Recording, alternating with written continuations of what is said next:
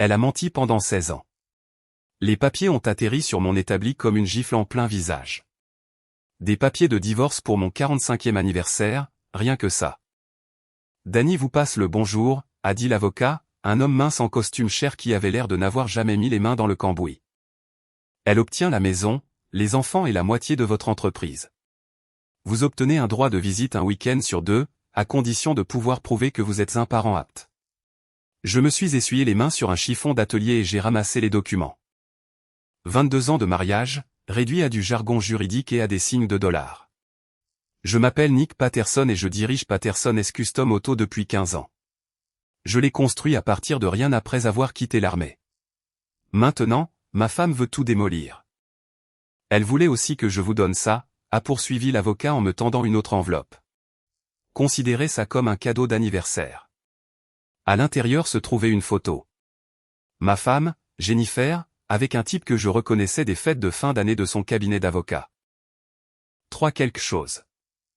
Ils étaient dans un restaurant que je ne pouvais pas me payer, se tenant la main par-dessus une table dressée pour 2. L'horodatage indiquait mardi dernier. Le même mardi où elle m'avait dit qu'elle travaillait tard sur l'affaire Henderson. Dites à Jennifer que j'ai quelque chose pour elle aussi, ai-je dit en fouillant dans le tiroir de mon bureau. J'ai sorti une enveloppe scellée et l'ai tendue à l'avocat.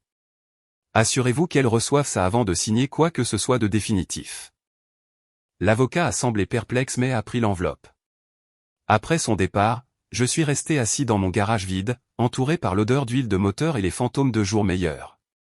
La radio passait une chanson country sur les peines de cœur, ce qui semblait tout à fait approprié. Mon téléphone a vibré. Un SMS de ma fille, Emma. Maman nous a parlé du divorce. Enfin. Max et moi restons avec elle. Ne prends pas la peine de venir dîner ce soir. Emma avait 16 ans et avait hérité du talent de sa mère pour les mots blessants. Max n'en avait que 12, mais il était distant ces derniers temps. Je pensais que c'était juste l'adolescence. Maintenant, je comprenais que c'était une préparation. J'ai fermé le garage et suis rentré chez nous, sur Maple Street. C'était un beau quartier autrefois. Maintenant, la moitié des maisons avaient des panneaux de saisie immobilière et l'autre moitié était occupée par des gens qui prétendaient ne pas être les prochains. Notre maison se trouvait au milieu, une maison coloniale à 2 étages avec des volets bleus que Jennifer insistait pour que nous repeignions tous les 3 ans. L'allée était vide.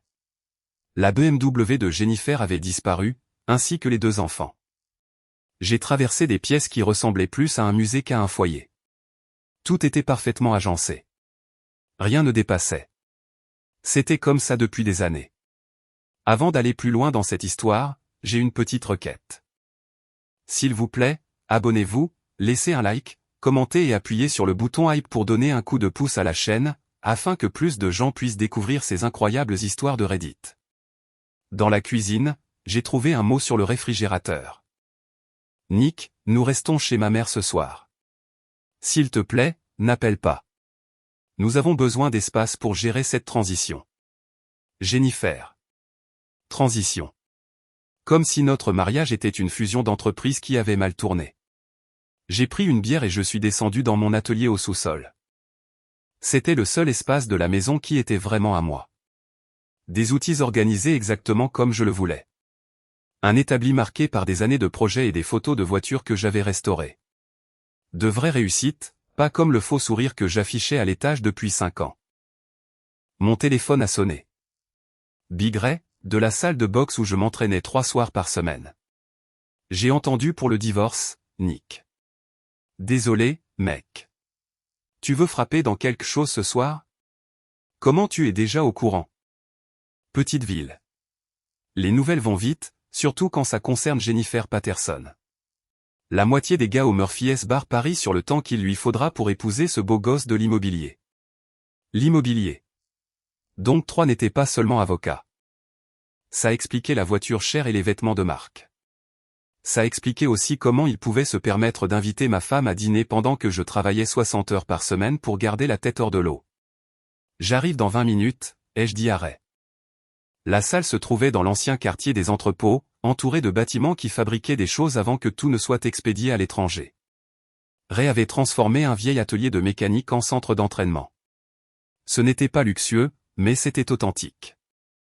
Pas de miroir, pas de chrome, juste des sacs de frappe et le son du cuir frappant la chair. J'ai passé 2 heures à évacuer ma frustration sur un sac de frappe. Mais ce n'était pas assez.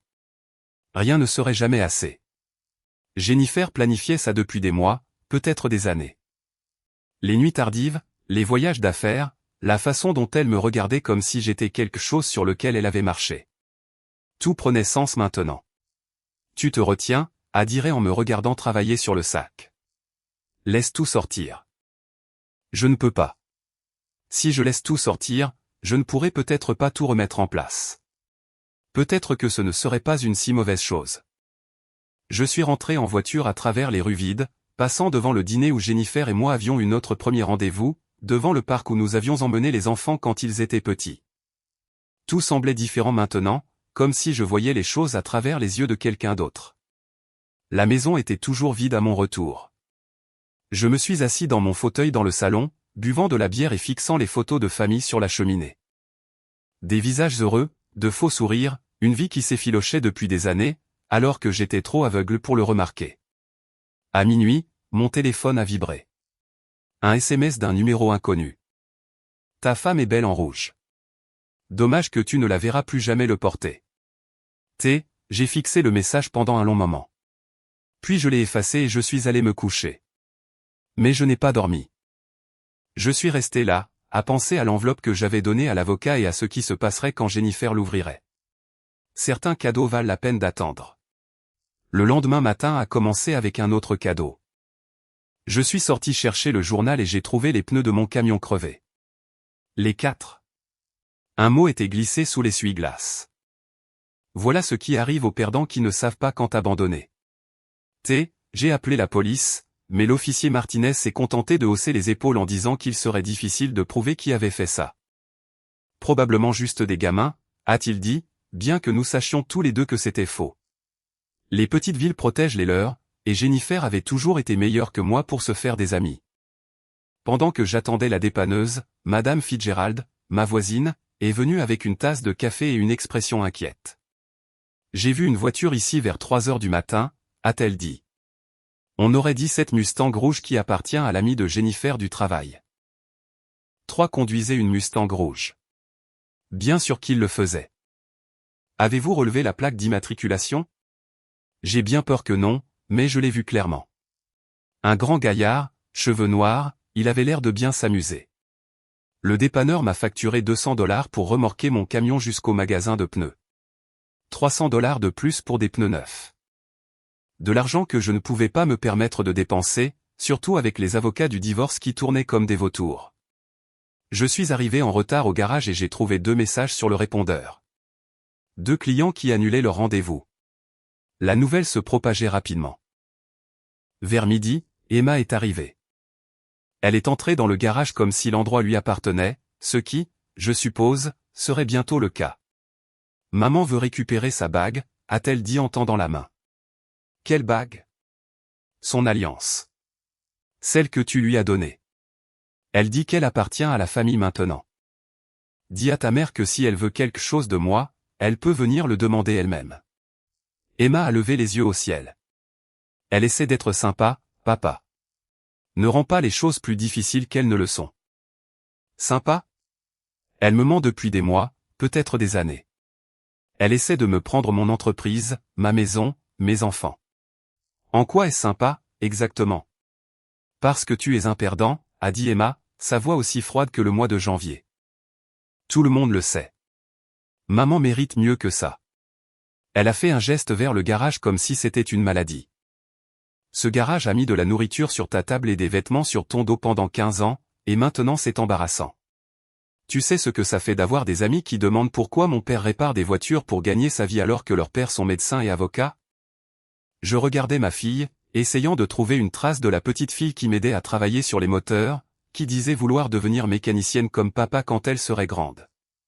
Sors, ai-je dit doucement. Quoi? Sors de mon garage et dis à ta mère que si elle veut sa bague, elle peut venir la chercher elle-même.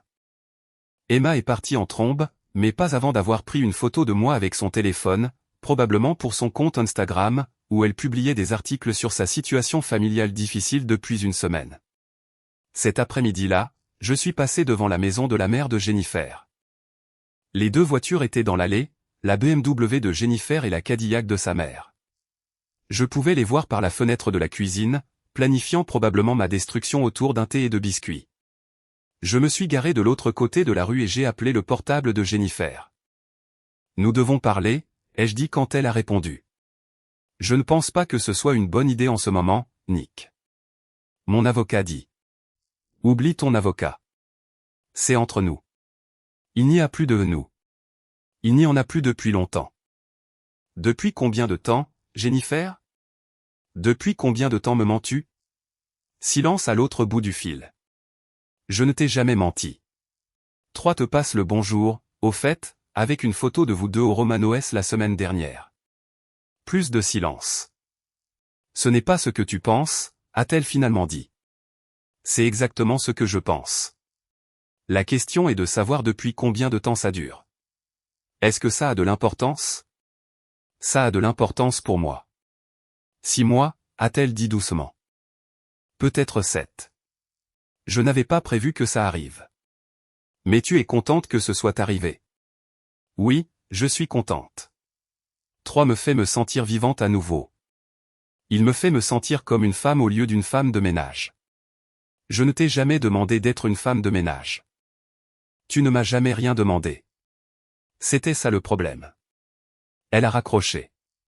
Je suis resté dans mon camion, en face de la maison de sa mère, à regarder ma famille par la fenêtre. Ils avaient l'air heureux sans moi, détendus, comme si un poids avait été enlevé.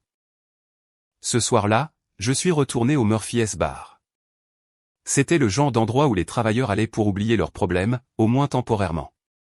Le barman, Mike, me connaissait depuis 10 ans. J'ai entendu pour le divorce, a-t-il dit en me faisant glisser une bière sur le comptoir. Désolé, mec. Tout le monde en a entendu parler. Petite ville, tu sais comment c'est. 3 tabourets plus loin, 2 types parlaient assez fort pour que tout le monde entende. J'ai toujours dit que Patterson visait trop haut avec une femme comme elle, a dit l'un d'eux. Elle a de la classe. Lui, il a de la graisse sous les ongles. 3 est un bon gars, a répondu l'autre. Il m'a vendu ma maison l'année dernière. Professionnel, tu vois, pas comme certains. J'ai fini ma bière et je suis parti avant de faire quelque chose de stupide. Mais je commençais à comprendre que peut-être, la stupidité était exactement ce que la situation exigeait. L'enveloppe que j'avais donnée à l'avocat de Jennifer contenait les résultats d'un test ADN. Pas le mien. Celui d'Emma.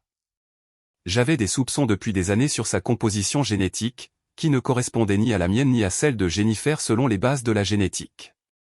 Alors, j'avais fait des recherches pendant que Jennifer était occupée avec ses nuits tardives au bureau. Emma n'était pas ma fille. Le test le prouvait de manière concluante. J'avais élevé l'enfant d'un autre homme pendant 16 ans, payant pour ses vêtements, son école, son attitude. Le pire n'était pas la trahison. C'était de réaliser que la froideur d'Emma envers moi avait enfin un sens. Peut-être avait-elle toujours su, à un certain niveau, que je n'étais pas vraiment son père. Jennifer m'a appelé à 7 heures du matin, 3 jours après que j'ai envoyé l'enveloppe. Espèce de salaud, a-t-elle dit, la voix tremblante. Comment as-tu pu faire ça? Faire quoi? Découvrir la vérité? Détruire notre famille. Je n'ai rien détruit. J'ai juste arrêté de faire semblant. Emma ne sait pas. Elle ne peut pas savoir. Ça la briserait. Ce n'est plus mon problème. S'il te plaît, Nick. Je t'en supplie. Ne lui dis rien. Je te donnerai tout ce que tu veux dans le divorce. Ce que je veux, c'est récupérer ma vie. Peux-tu me donner ça? Elle s'est mise à pleurer. De vraies larmes, pas les fausses qu'elle utilisait devant les enfants. C'était une nuit, a-t-elle dit. Il y a 16 ans, j'étais en colère contre toi. On se disputait pour de l'argent et j'ai fait une erreur. Une seule nuit, Nick. C'est tout ce que c'était. Avec qui? Ça n'a pas d'importance. Ça a de l'importance pour moi. Quelqu'un du travail. Il n'est même plus en ville. Il n'est pas au courant pour Emma. Mais tu savais, pendant toutes ces années. Tu savais. Je m'en doutais. Mais je t'aimais et j'aimais Emma. Et je pensais qu'on pourrait s'en sortir. Jusqu'à ce que 3 arrive. C'est différent. Ça nous concerne, pas Emma. Tout concerne Emma maintenant. Elle n'est pas ma fille, Jennifer. Tu comprends ce que ça veut dire? Tu l'as élevée. Tu es le seul père qu'elle ait jamais connu. Et elle me déteste pour ça. J'ai raccroché et je suis resté dans ma cuisine, buvant du café et pensant à 16 ans d'histoire du soir, de pièces de théâtre à l'école et de fêtes d'anniversaire. 16 ans à aimer un enfant qui n'était pas le mien. Marié à une femme qui me mentait depuis avant même la naissance d'Emma. Mon téléphone a de nouveau sonné. Cette fois, c'était Max, papa. Maman pleure et ne veut pas me dire pourquoi. Qu'est-ce qui se passe? Max était le seul de la famille à m'appeler encore papa sans que ça sonne comme une insulte. Juste des histoires de grand, mon grand.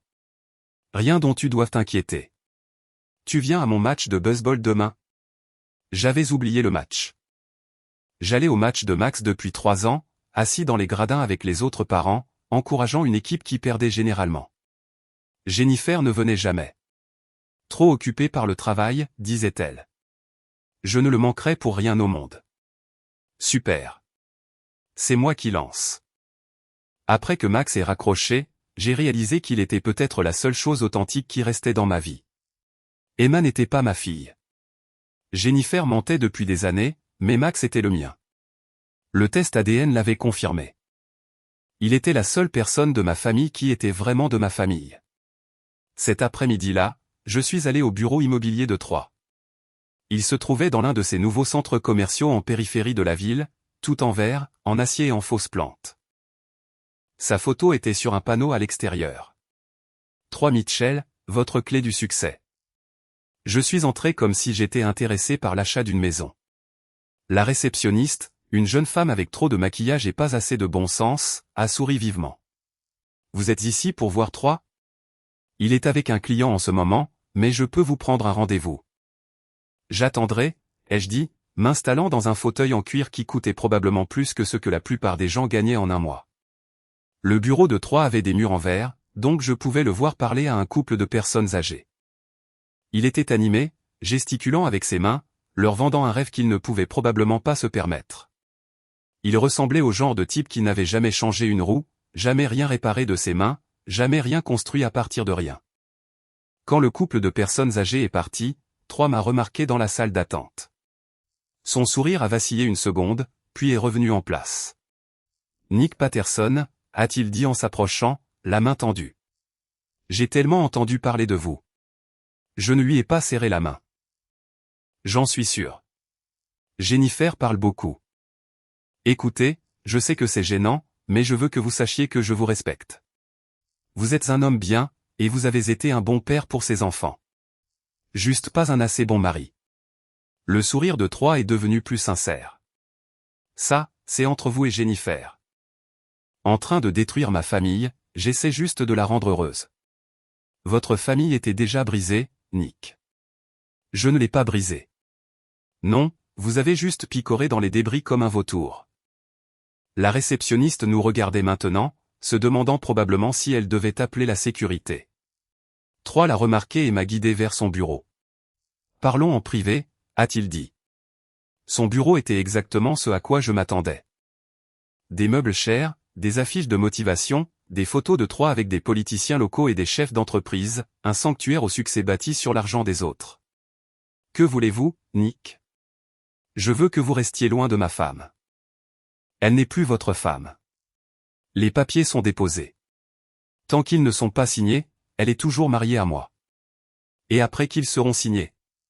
Après qu'ils seront signés, je me fiche de ce qui lui arrive. Troyes s'est adossé à son fauteuil, m'étudiant. Vous savez, Jennifer a dit que vous pourriez essayer de causer des problèmes. Elle a dit que vous ne gérez pas bien le changement. Elle a raison. Je ne gère pas bien les mensonges non plus. Quels mensonges? J'ai sorti une copie des résultats du test ADN d'Emma et je les ai posés sur son bureau. Vous a-t-elle parlé de ça? Troyes a pris les papiers et les a lus. Son visage est devenu pâle. Emma n'est pas votre fille, a-t-il dit. C'est exact. Ce qui signifie que Jennifer me ment depuis 16 ans. Ça donne à réfléchir sur les autres mensonges qu'elle a pu raconter, n'est-ce pas? 3 a posé les papiers avec précaution.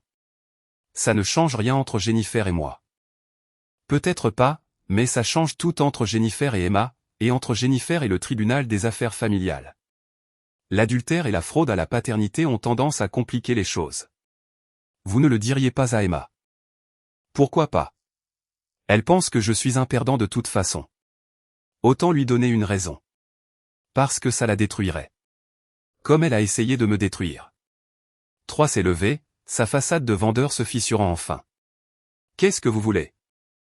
Je veux que vous compreniez quelque chose. J'ai construit ma vie autour de cette famille, mon entreprise, ma maison. Tout ce que je faisais, c'était pour eux. Maintenant, je découvre que tout était basé sur des mensonges. Alors je vais tout démolir, pièce par pièce. Et construire quelque chose de nouveau, quelque chose de vrai. Et si vous blessez Emma dans le processus? Emma n'est plus mon problème. Elle l'a bien fait comprendre. J'ai quitté le bureau de 3 et je suis allé à l'école de Max. Je suis resté sur le parking, regardant les enfants se faire récupérer par leurs parents, pensant à la conversation que je venais d'avoir. Pour la première fois depuis des mois, j'avais l'impression de contrôler quelque chose. Mon téléphone a vibré. Un SMS de Jennifer. S'il te plaît, ne fais pas ça. On peut trouver un arrangement. J'ai effacé le message sans répondre. Certaines choses ne pouvaient pas être arrangées. Max a lancé un match parfait.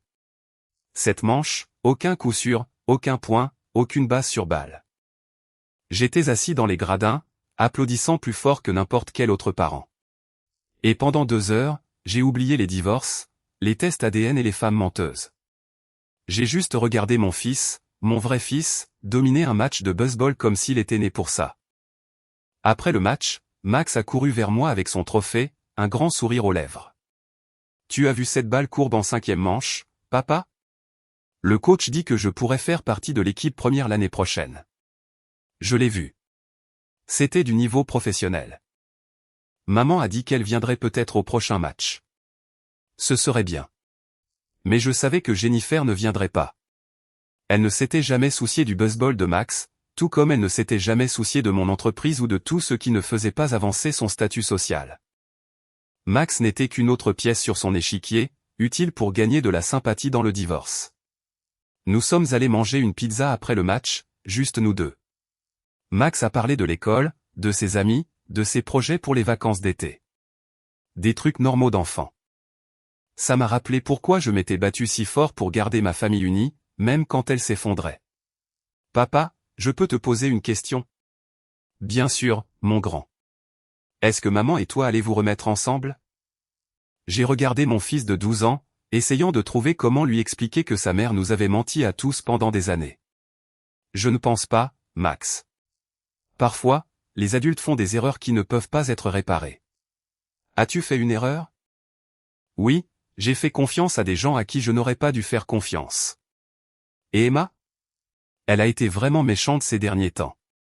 Emma traverse une période difficile. Elle finira par comprendre. Mais je n'étais pas sûr que ce soit vrai. Emma avait été montée contre moi pendant des mois, peut-être des années. Jennifer l'avait préparée, la transformant en une arme pour la bataille de la garde. Les résultats du test ADN ne faisaient que prouver la profondeur de la tromperie.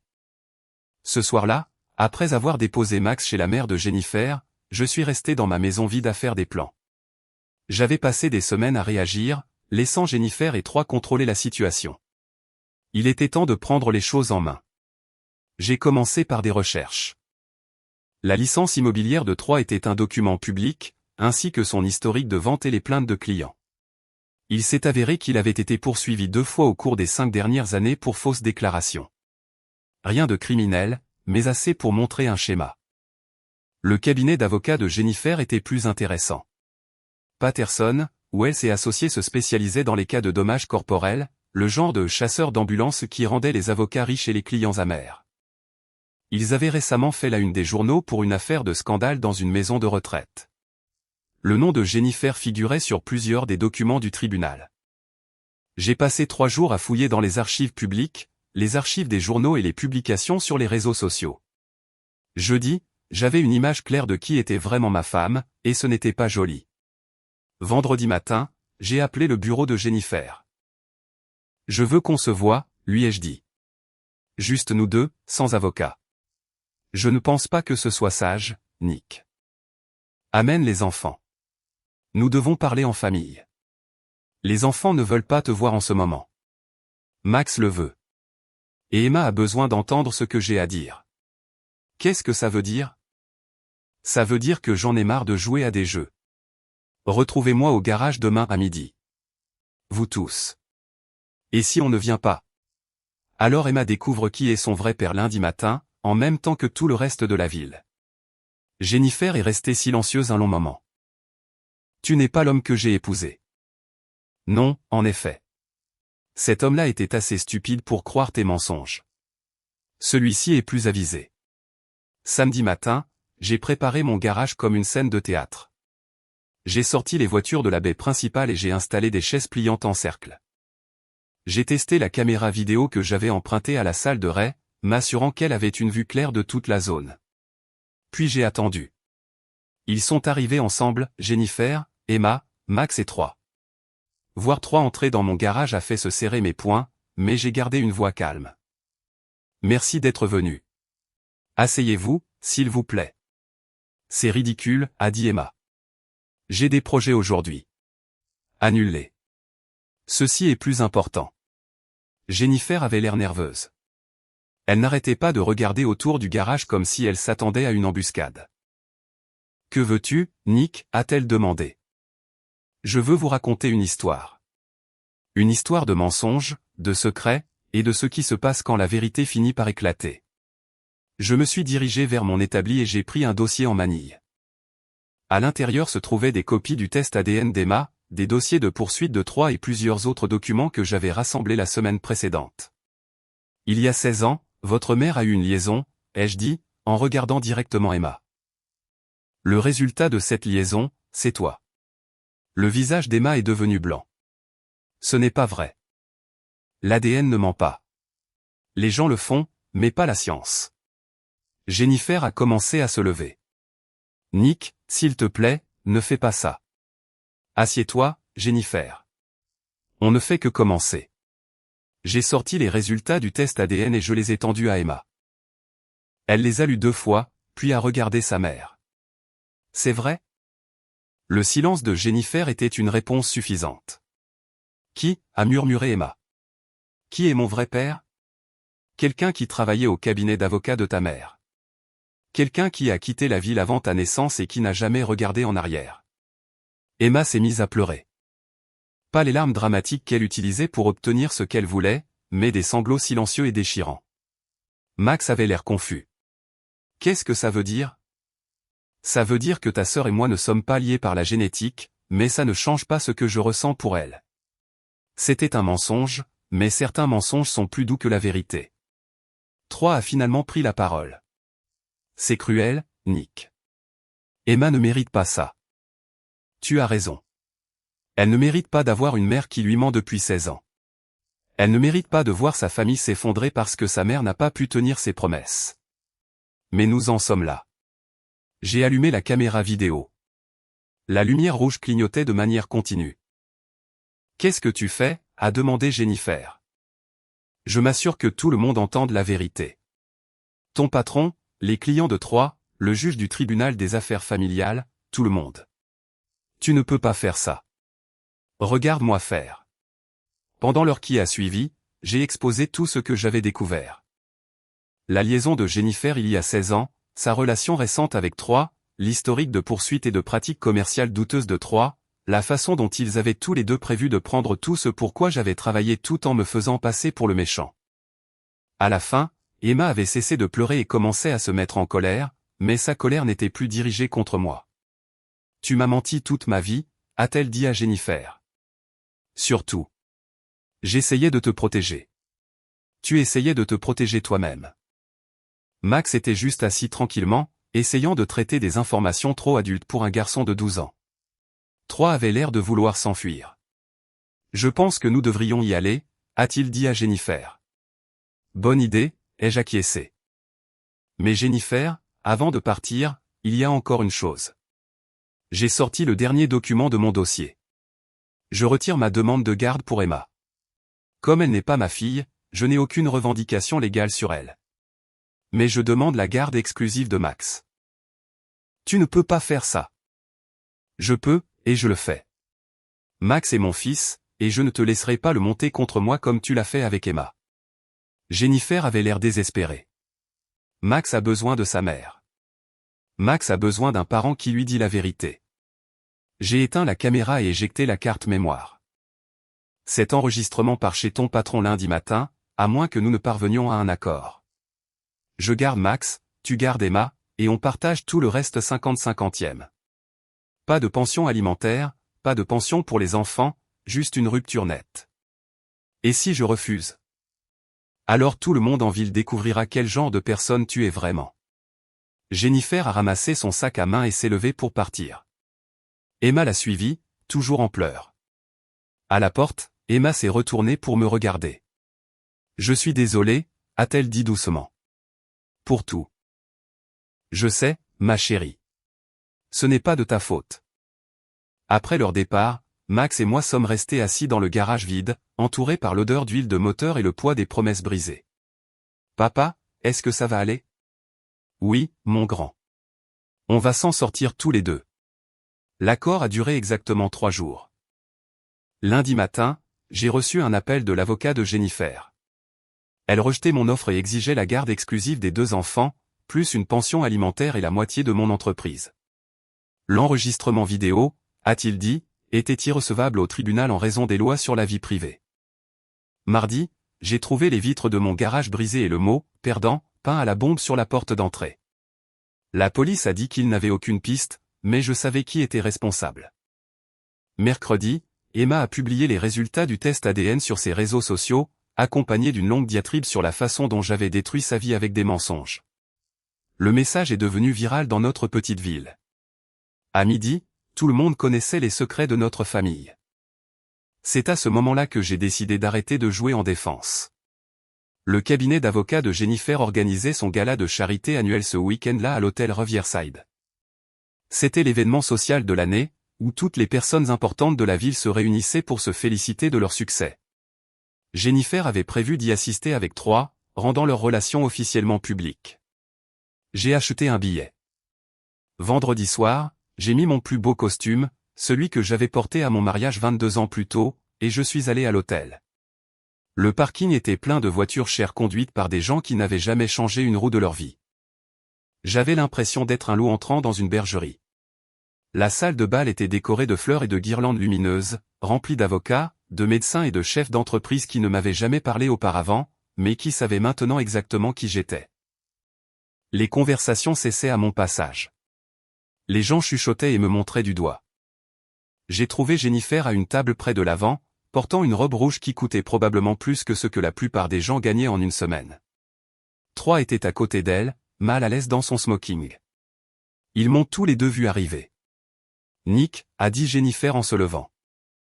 Qu'est-ce que tu fais ici? Je soutiens une œuvre de charité locale.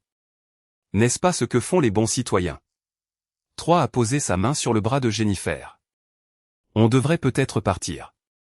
Non, ai-je dit. Restez. Profitez de la fête. J'ai quelque chose à dire et je veux que tout le monde l'entende. Je me suis dirigé vers l'avant de la salle où un micro se trouvait sur une petite estrade. Le groupe a cessé de jouer. Les conversations se sont tues. Tout le monde s'est tourné pour me regarder. Bonsoir, ai-je dit dans le micro. Ma voix a résonné dans la salle de bal. Pour ceux qui ne me connaissent pas, je suis Nick Patterson.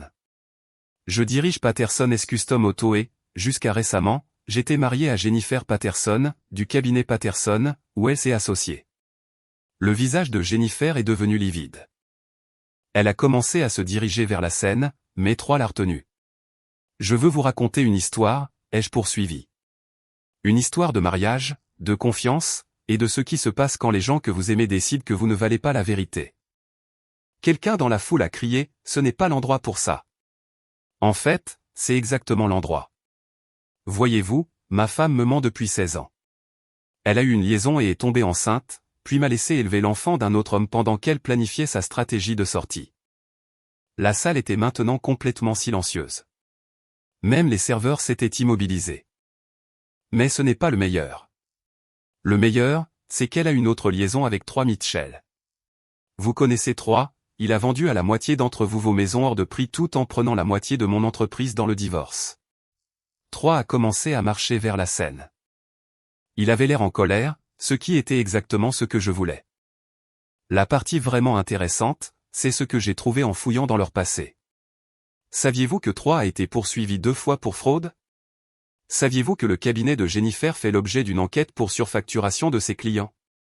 Ça suffit. A crié Troy en tendant la main vers le micro.